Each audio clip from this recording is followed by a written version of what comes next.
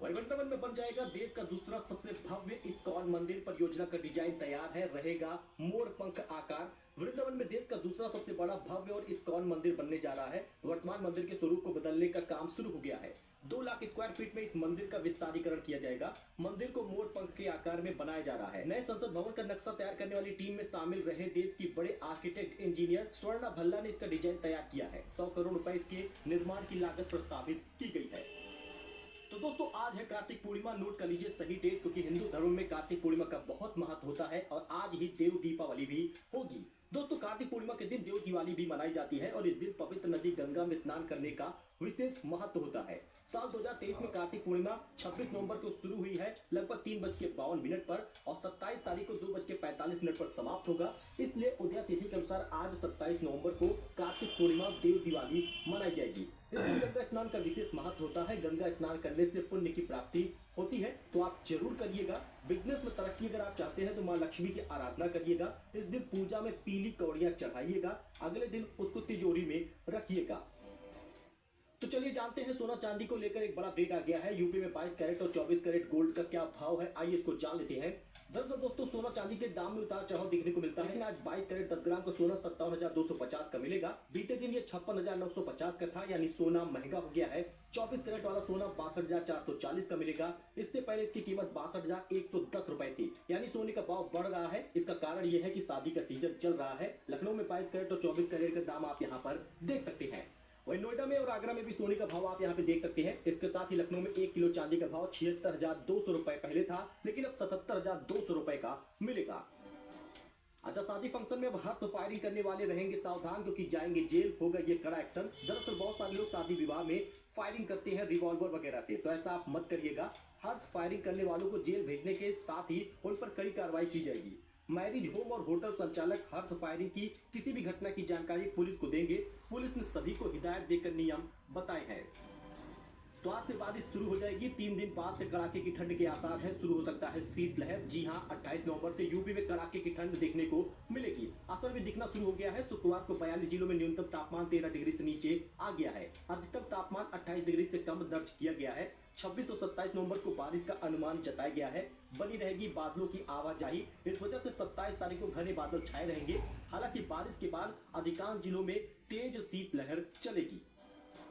तो दोस्तों, अगर आप भी कन्या सुमंगला योजना का फायदा चाहते हैं, जन्म से लेकर विवाह तक पढ़ाई तक की बच्चियों को 6 किस्तों में मिलता है 15,000 रुपए। जानिए कैसे करना है आवेदन। यूपी की राज्य सरकार बच्चियों के लिए कन्या सुमंगला योजना चलाती है, जिसके तहत बच्ची को जन्म से लेकर 12वीं तक की पढ़ाई के लिए 6 किस्तों में 15,000 रुपए मिलता है। और इसमें आपको बहुत कुछ करना भी नहीं होता है, बस कुछ डॉक्यूमेंट जमा करने होते हैं। उसके बाद आपके खाते में पैसा समय समय पर मिलता रहेगा। कन्या सुमंगला योजना के तहत 6 किस्तों में बच्चियों को 15,000 रुपए मिलेगा। पहला 2,000 रुपए तो आपको बच्ची के जन्म होने पर मिलता है।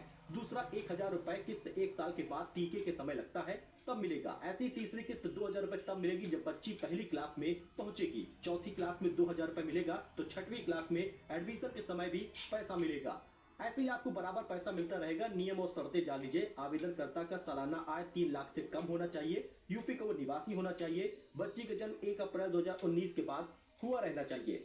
फॉर्म भरते समय वैध मोबाइल नंबर दीजिएगा, कोई दूसरा मोबाइल नंबर मत दीजिएगा। और डॉक्यूमेंट में आधार कार्ड, वोटर आईडी कार्ड, बिजली बिल, बैंक अकाउंट डिटेल वगैरह भी आप दे सकते हैं। तो ये बहुत इंपॉर्टेंट फायदा मिलता है 15,000 रुपए का, तो चाहे आप इसका आवेदन करके तुरंत लाभ ले सकते हैं। वहीं योगी सरकार ने किया बड़ा ऐलान। सत्ता में आने के बाद खत्म हो जाएगा मुस्लिम आरक्षण, ये संविधान विरोधी है। तेलंगाना में गरजे सीएम योगी। मुख्यमंत्री योगी आदित्यनाथ ने शनिवार से तेलंगाना में चुनावी जनसभा और रोड शो किया है। इस दौरान उन्होंने कहा, मुस्लिम आरक्षण संविधान विरोधी है। तेलंगाना में भाजपा आएगी तो ये खत्म कर देंगे, यानी मुस्लिम आरक्षण खत्म होगा। वहीं पर यूपी के 75,000 आंगनबाड़ी केंद्रों का होगा कायाकल्प। प्री प्राइमरी स्कूल बनाने की तैयारी में योगी सरकार है। जी हां, मुख्यमंत्री योगी आदित्यनाथ के निर्देश पर अब बाल विकास सेवा एवं पुष्टाहार विभाग पहले चरण में अगले 2 साल में प्रदेश के 75,000 आंगनबाड़ी केंद्रों का कायाकल्प करेगा। 15 अगस्त 2025 तक प्रदेश के 75,000 आंगनबाड़ी केंद्रों को पूरी तरह से कायाकल्प करते हुए उन्हें स्मार्ट प्री प्राइमरी स्कूलों की तर्ज पर विकास किया जाएगा। प्रदेश के आंगनबाड़ी केंद्रों की वर्तमान स्थिति की बात करें तो 1,04,235 आंगनबाड़ी केंद्र प्राथमिक विद्यालयों के भवनों में संचालित हो रहे हैं। मुख्यमंत्री के निर्देश पर विभाग की ओर से प्रदेश के शहरी क्षेत्रों में किराए के भवनों पर संचालित हो रहे 11,550 आंगनबाड़ी केंद्रों का निर्माण कराने के साथ ही विभागीय भवनों में संचालित 231 बाल विकास परियोजना कार्यालयों को भी अपग्रेड करने की तैयारी है। तो 29 तारीख को बजट पेश होगा योगी सरकार का। यूपी के लोगों को मिलेगी कई सौगातें, किसानों को भी खुश करने की तैयारी हो रही है।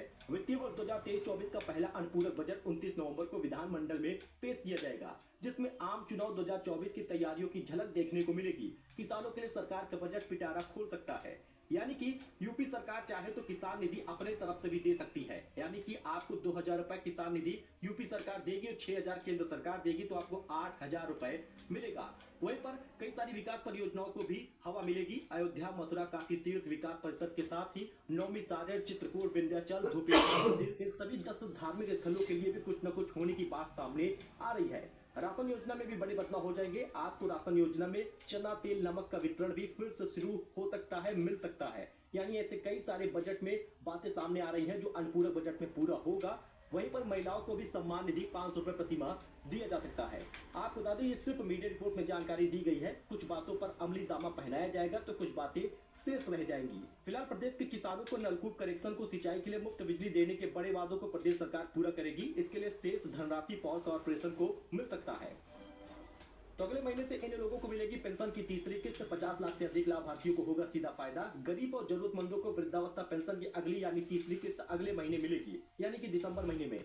इस बार करीब 2 से 2.5 लाख लाभार्थी बढ़ने की उम्मीद है। यानी यूपी के बुजुर्गों के लिए बड़ी खुशखबरी है, उनको पेंशन योजना का लाभ मिलेगा। हालांकि बस उतना ही पेंशन मिलेगा जितना उनको मिलता आ रहा है, अभी पेंशन बढ़ी हुई नहीं मिलेगी। और जब फरवरी मार्च में आपको पेंशन आएगी तो वो बढ़ी हुई पेंशन होगी, महीने का 1500 मिलेगा, यानी कुल 4500 रुपए मिलेगा। चाहे वो दिव्यांगजन हो, निराश्रित महिला हो या वृद्धावस्था पेंशन हो, इनको बढ़ा हुआ पेंशन दिया जाएगा। शीतकालीन अवकाश के लिए 3 महीने तक बंद रहेंगे स्कूल, बच्चों को ऑनलाइन पढ़ाएंगे शिक्षक। जी हां दोस्तों, कश्मीर में बढ़ती सर्दी को देखते हुए प्रशासन ने स्कूलों के लिए शीतकालीन अवकाश के आदेश जारी कर दिए हैं। इसके चलते बच्चों को शिक्षक घरों से ही ऑनलाइन पढ़ाएंगे। शनिवार को इन स्कूलों के लिए दिवस था। साथ ही शिक्षकों को आगामी परीक्षाओं की व्यवस्था के लिए पहले स्कूल में आना होगा। तो दोस्तों, इस्लाम के अपमान पर बस कंडक्टर पर किया हमला, आरोपी एनकाउंटर में घायल हुआ है। वीडियो में बोला काफिर को मार डाला। प्रयागराज के औद्योगिक थाना क्षेत्र में इंजीनियरिंग के छात्र ने बस कंडक्टर पर बेरहमी से चापड़ से कई वार किए हैं। वहीं पुलिस कस्टडी से भागते समय मुठभेड़ में आरोपी छात्र को गोली लगी है। तो इस यूट्यूबर को मिल गई है धमकी। पूर्व कर्मचारी ने मांगी 10 लाख रुपए रंगदारी। 36 मिलियन है इनके फॉलोवर। बरेली में चर्चित यूट्यूबर ईशान अली और उनके साथ पहले काम कर चुके यूट्यूबर मोबिन चच्चा कमाई के हिसाब को लेकर आमने सामने आ गए हैं। दोनों ने एक दूसरे पर रंगदारी मांगने का आरोप लगाया है। दोनों ने बारादरी थाने में तहरीर दी है। पुलिस मामले की जांच कर रही है। हजियापुर निवासी ईशान अली छोटी वीडियो बनाकर अपने यूट्यूब चैनल पर डालते हैं, यानी शॉर्ट वीडियो। उन्होंने बताया कि उनके यूट्यूब चैनल पर 26 मिलियन फॉलोअर है। ईशान ने आरोप लगाए हैं, मोबिन ने भी आरोप लगाया है। ये कुछ अपडेट था, ये कुछ जानकारी थी जो आपके साथ। जी हाँ, कई सारे ऐलान हुए हैं और कई सारे ऐलान होने वाले हैं, क्योंकि योगी सरकार शीतकालीन बैठक करेगी जिसमें कई सारे अपडेट भी आ रहे हैं। वहीं पर वृद्धावस्था पेंशन इस तारीख को आएगी, आइए इसको जानते हैं। 29 तारीख को बजट भी पेश होगा। हर एक जानकारी आपके काम की है, क्योंकि आंगनबाड़ी केंद्रों को लेकर भी नई जानकारी सामने आई है। अगर आप भी मुख्यमंत्री कन्या सुमंगला योजना का फायदा चाहते हैं तो आप इस खबर को जरूर देखिएगा। मौसम को लेकर भी एक नई जानकारी है। गोल्ड सिल्वर प्राइस के बारे में भी जानेंगे, तो बने रहिएगा दोस्तों आप अंत तक। चलिए शुरू करते हैं।